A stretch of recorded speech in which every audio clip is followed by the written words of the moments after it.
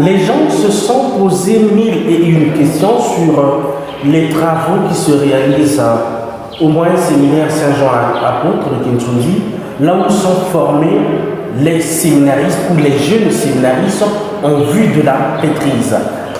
Alors, ces travaux ont duré pratiquement un mois et demi, donc du 8 mars au 24 avril. Alors, notre équipe de reportage est descendue sur le terrain pour s'enquérir de la situation. Qui s'est prononcé à la réalisation de ces travaux? Est-ce que l'archidiocèse de Brazzaville, étant donné que le séminaire Saint-Jean est une entité dépendante de l'Église catholique, alors finalement, une association qui est née en France, dirigée par un prêtre congolais du diocèse de Kinkala, au nom de l'abbé Aimé Thierry Ebakoula. Alors, il est avec nous aujourd'hui. Nous l'avons pris au dépourvu pour parler justement de ces travaux, étant donné que l'archevêque de Brazzaville, son Excellence Monseigneur Anatole Lumumbu, est descendu sur les lieux, sur place, pour voir également cette réalisation qui se fait. Est-ce que cette réalisation, ou ces réalisations, abrogent l'impôt diocésain? En tout cas, je ne vous en dirai pas plus, mais je m'en vais me tourner vers l'abbé Aimé Thierry Ebakoula pour en savoir plus. L'abbé Thierry, bonjour. Bonjour. Et soyez les bienvenus. Merci.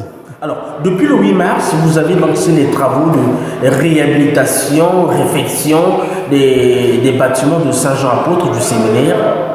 Pourquoi cela? Mais pour deux raisons fondamentales. La première, c'est que le séminaire, c'est un lieu de formation, c'est une structure d'église. Quand on voit un peu l'état dans lequel était ce séminaire, voilà, en tout cas, on ne peut pas ne pas travailler. Voilà. Il y a des choses, quand vous les voyez, ça vous pousse à l'action, ça vous pousse à agir. Et la deuxième raison, c'est que dans mes missions en France, j'ai rencontré quelqu'un qui est d'une famille assez généreuse, voilà, qui s'est présenté comme étant capable, disposé à aider.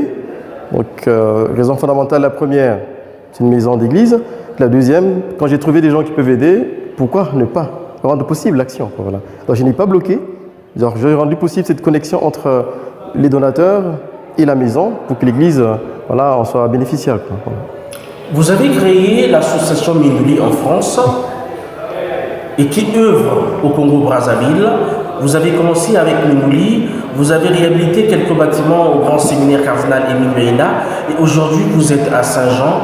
Pourquoi avoir créé l'association Minduli et quel est l'objectif de cette association? Déjà pour la petite histoire, même au niveau de la création de l'association, parce que j'ai fait venir au Congo du 6 au 13 janvier 2020, voilà, c'est mon grand ami Eric Dekonink, on est venu, on a fait des belles découvertes, j'ai l'amené à Minduli. Et comme j'ai été curé dans son village pendant 5 ans, j'ai enterré sa mère, donc ça crée des liens. Du coup, c'est même lui qui me propose, dans l'avion qui nous amenait de Brazza à Pointe-Noire, il me dit « Père Aimé, il faut qu'on crée une association, et il va porter le nom de votre village. » J'étais hésitant, je me dis, c'est pas possible. Une association au nom de mon village, je trouvais ça sectaire. Il me dit, non, c'est bien que ce soit Minduli, parce que moi, Minduli, ça me parle. Minduli, avec son village Monicide, clairement, c'est pour solidifier des liens. Donc, l'association est née dans l'avion qui nous conduisait à Pointe-Noire. Et quand on est rentré en France, on a tout formalisé, on a déclaré l'association au niveau de la France, on a eu le récépissé. Voilà. Donc, en fait, le nom, c'est Minduli, le nom générique, c'est Minduli, mais il y a une définition de l'association. Donc, c'est une association catholique pour le développement local de l'éducation et de la santé au Congo. Donc vous avez parlé de ce qui a été fait à Minduli, c'est dans le cadre de la santé. Le grand séminaire et Saint-Jean entrent dans le cadre éducatif. Voilà. Alors aujourd'hui, vous réhabilitez Saint-Jean-Apôtre. Est-ce que les conditions d'avant de Saint-Jean-Apôtre vous gênaient de voir que les séminaristes étudient dans des conditions qui ne sont pas bonnes, dans les conditions un peu de délabrement total, et cela vous a gêné? Voilà pourquoi vous vous êtes lancé à la réhabilitation de Saint-Jean? Généralement, je suis un peu méticuleux, un peu titillant, parfois un peu maniaque. Donc là où on travaille, là où on transmet le savoir aux jeunes, il faut que le cadre soit déjà bien présentable. Parce que quand on a des lieux comme cette bibliothèque, à 50%, on a déjà envie d'apprendre. Quand on prend le livre, là, on peut rester des heures pour travailler. Donc quand j'ai vu, je me suis dit, si on peut aider, je le ferai. Et maintenant que ça a été possible, voilà, vous pouvez Qu'est-ce que constater. vous avez réhabilité ici? Mais voilà, là déjà nous sommes dans la bibliothèque. La bibliothèque était dans un état vraiment désagréable. Vous avez les anciennes photos, les anciennes images, hein, parce que j'aimerais qu'on montre bien l'avant et l'après, hein, pour que les gens constatent. Parce que ceux qui n'ont jamais mis les pieds à Saint-Jean se disent « Oh, mais c'est pas extraordinaire ».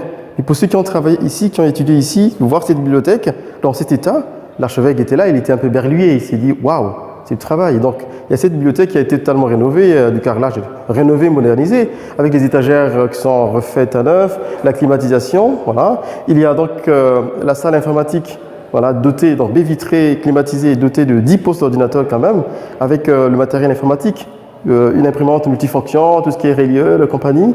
Les salles de classe qui ont été aussi refaites en circuit électrique, on a refait les persiennes, voilà, on a refait les lumières, on a refait la peinture. Dans les couloirs entre les salles de classe, c'était un état assez lugubre. On a refait le ciseau-là, on a encastré, parce que l'installation électrique était un peu en apparent. On a voilà, encastré pour que ce soit assez propre, on a mis la peinture. Et là, il y a la salle Sainte-Thérèse en même temps qui, voilà, qui est en train d'être terminée, avec les baies vitrées. On a refait les tableaux, vous avez vu, on a refait les lumières, les plafonds. Là, on a mis la climatisation. Bientôt avec voilà, ce système vidéoprojecteur, c'est moderne. Est-ce que c'est fait dans les règles de l'art? Ceux qui ont constaté quand même il y a de l'eau qui sointe et tout. Ouais.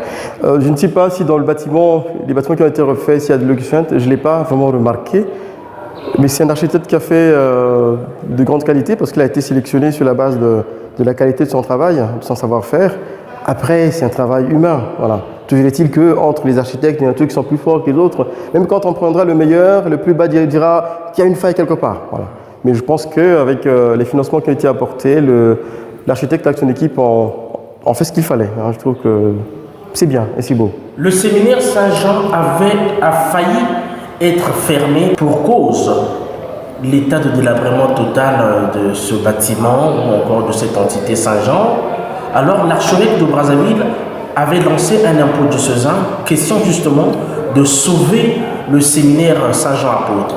Et aujourd'hui, vous voici réhabilité Saint-Jean-Apôtre. Vous ne craignez pas que vos travaux risquent d'abroger l'impôt diocésain? Ça serait dommage. Si ça se fait comme ça serait dommage. Après, c'est bien que les chrétiens de l'archidiocèse de Brazzaville, voilà, ceux qui sont au Congo et qui sont ailleurs, comprennent que l'association Minduli a apporté voilà, son petit soutien uniquement dans les espaces d'éducation. J'ai tourné un peu dans ce séminaire. Je pense que ce qui a été fait, c'est déjà bien pour que les jeunes puissent étudier dans les bonnes conditions. Mais quand on voit leurs espaces de vie, donc j'ai visité leur coin cuisine, les toilettes, les sanitaires, la salle à manger, le bâtiment où ils habitent, les chambres, j'ai pas visité les chambres, il y a la chapelle, il y a énormément de choses qui restent à faire. Et je pense que l'impôt diocésain, enfin avec ces travaux, on devrait davantage se laisser interpeller, stimuler pour que l'impôt diocésain soit versé, en disant si les gens de l'Europe ont pu aider pour un séminaire qui est au Congo, alors quelle serait notre part de contribution? Donc c'est maintenant ou jamais. Tous ces chrétiens de la devaient vraiment mettre la main à la poche pour encourager voilà, ce séminaire à avoir, vous voyez, le toit du grand bâtiment, mais ça demande de moyens, beaucoup d'argent. Voilà. Je ne sais pas comment ça se passe si les gens ont commencé à donner de l'argent, voilà, mais vraiment qu'il soit clair que l'argent de l'impôt diocésain sera investi, je l'espère. Cet argent n'a pas intervenu dans vos travaux? Non, en tout cas dans ce bâtiment où nous sommes, puisqu'on a fait les espaces éducatifs, donc avec le père Bienvenu qui est l'économe de Brazzaville, Brazzaville a participé pour l'extérieur. Donc on a quand même pour la peinture parce qu'on avait prévu traiter tout le bâtiment. Mais dans le traitement du bâtiment, la société a participé. Oui, c'est ce qu'il m'a dit. Une partie de l'argent de l'impôt est déjà investi pour la peinture extérieure. Voilà. Et pour le reste, le plus grand travail a été fait par l'association. Quelle est la prochaine étape? La prochaine étape, après les financements, il faut les chercher. L'idéal serait qu'on continue davantage à faire des choses au niveau local, donc au niveau du Congo, dans le domaine de l'éducation et de la santé. Voilà. Il y a pas mal de choses qui m'interpellent un peu, peut-être que je ne vais pas les dire maintenant, mais tout dans le cadre médical. Voilà. Il y a des coins un peu abandonnés de Brazzaville. Par exemple, le coin Gargalingolo, voilà, si on peut avoir une maison médicale là-bas bien équipée, C'est quand même un coin qui est difficilement servi. Hein. Voilà. Ceux qui sont là-bas malades pour venir à Makelekele, c'est compliqué. Vous savez que notre pays n'a pas beaucoup d'ambulances. Il y a plus de corbillards que d'ambulances, malheureusement. Voilà. Donc, et puis, il y a mon diocèse, Kinkala, qui est aussi dans un état de délabrement assez avancé. Et puisqu'enfin, la volonté ne suffit pas, il faut qu'il y ait les moyens. Mais aussi longtemps que nous aurons les moyens, nous ferons ce pourquoi nous avons créé l'association. Alors, il y a le moyen séminaire ou le petit séminaire de Mbamou qui est également à la traîne, le séminaire de Mindouli qui juste là est en état d'abandon total. Est-ce que ça vous tenterait de réhabiliter Mbamou et Mindouli avec l'accord de Monseigneur Idover Mathurin Mwanga? Après, vous savez que de réhabiliter un séminaire comme Mbamou, par exemple, c'est vrai que c'est une maison qui est chargée d'histoire. La bonne volonté ne suffit pas. Je crois que le père Idover, là où il est, peut-être qu'il pense aussi à réouvrir ses structures. Mais entre-temps, il faut refaire les bâtiments. Et refaire les bâtiments demande des fonds. Donc s'il y a les fonds, avec la volonté de l'évêque, l'ordinaire des lieux, M. Idover, pourquoi pas? Voilà, après, je l'ai dit tout à l'heure quand on discutait avec M. l'archevêque, dans ces coins-là, ceux qui ont envoyé les enfants sont à Brazzaville. Les jeunes qui ont étudié à Mindouli, par exemple, au petit séminaire, dans la plupart des cas, n'étaient pas de Mindouli, ils venaient d'ailleurs. Quel parent aujourd'hui enverrait son fils à Mindouli quand on sait que la situation sécuritaire n'est pas aussi stable? Voilà. Donc il faut assez prier pour que le pôle soit totalement stabilisé, qu'il ait de la confiance, de la sérénité, pour qu'une fois ces structures réouvertes, qu'il y ait des gens qui viennent de partout pour y étudier. Mais en tout cas, ce serait quelque chose de très beau, de très bien, si Mbamou et Mindouli pouvaient réouvrir, quoi. Ça serait bien. Pourquoi le choix de l'archidiocèse de Brazzaville au lieu, par exemple, de réhabiliter ou d'aller avec l'informatique au séminaire de Makwa, par exemple? Oui, donc j'ai dit que c'était au niveau local. Donc Brazzaville, c'est parce que quand j'ai amené mon ami Eric Desconec, il avait rencontré l'archevêque. Donc il avait aussi parlé de cette structure. Donc logiquement, celui qui a mobilisé les fonds, l'intention des donateurs. Donc il a été au grand séminaire, il a entendu les étudiants chanter au cours d'une messe le mercredi soir, il s'est dit, on peut faire quelque chose. Il s'est dit, après, monsieur l'archevêque m'avait parlé d'un petit séminaire, est-ce qu'on peut aussi aider? Voilà. C'est intéressant. Après, il y a Pilis, il y a Saint-Gabriel, à Dolisie, il y a Notre-Dame de Luango. Après, pour ces structures, je ne les connais pas très bien. Peut-être quand le moment sera venu, s'il y a des financements, on commencera par faire l'état des lieux de ces maisons-là pour évaluer ce qui peut être fait. Mais ça ne sera dans le cadre de l'éducation, uniquement. Voilà, on ne va pas faire les chambres des étudiants, mais s'ils ont besoin d'un petit coup de main, un coup de pouce pour la bibliothèque ou les salles de classe, s'il y a les fonds, on va le faire.